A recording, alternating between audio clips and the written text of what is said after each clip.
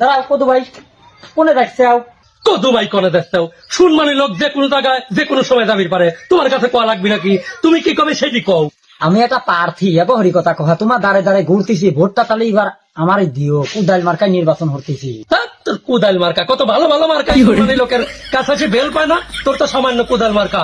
আমিও কথা দিয়ে ফেলাইছি, ভোটটা আমি তারই দেবো। কদু ভাই এই একটা কথা কইলে, কথা দিছাও কথা দিলেই কি সেই কথা লাহা লাগবে? আমার কথা দেও। কথাটা কইলে কি?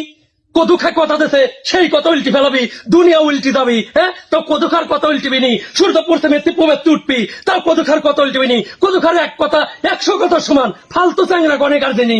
যেহেতু কথা দিয়েই ফেলছাও, মনে হলাম আর এতগুনি টাকা কার কাছে খরচ করবো না।